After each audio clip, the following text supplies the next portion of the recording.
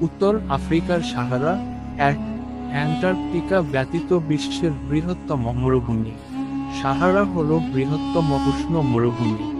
এটি ৪৫০০ থেকে ৫৫০০ কিলোমিটার, ২৮০০ এবং ৩৪০০ মাইল দীর্ঘ এবং ১৫০০ থেকে ২০০০ কিলোমিটার, ৯৩০ এবং ১২৪০ মাইল প্রশস্ত।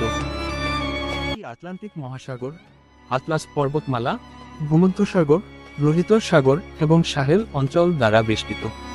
এটি মরক্কো, আলজেরিয়া, তিউনিসিয়া, লিবিয়া, মিশর, মৌরিতানিয়া, মালি, নাইজার, চাদ এবং সুদান সহ বেশ কয়েকটি দেশের মধ্য দিয়ে যায়।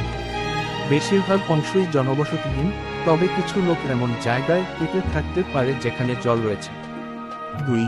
সাহারা মরুভূমির আয়তন প্রায় ৯,২০০,০০০ বর্গ কিলোমিটার, ৩.৬ মিলিয়ন বর্গ মাইল। এটি বিভিন্ন সময়ে বরফ এবং ছোট উভয়ই হয়েছে। শেষ বরফ যুগের পরে একটি আলো উর্বর হয়ে ওঠে, তারপর শুষ্ক হয়ে ওঠে। এটি পৃথিবীর উষ্ণতম স্থান, তবে সবচেয়ে শুষ্ক নয়। দক্ষিণ আমেরিকার আতাকামা মরুভূমি সবচেয়ে শুষ্ক। সাহারার আয়তন সমগ্র মার্কিন যুক্তরাষ্ট্রের সমান। ১৯২০ সাল থেকে মরুকরণ নামে পরিচিত একটি প্রক্রিয়ার মাধ্যমে সাহারা প্রায় ১০% প্রসারিত হয়েছে। ৪. জলবায়ু পরিবর্তন। সাহারায় বিশ্বের সবচেয়ে কঠোর জলবায়ু রয়েছে।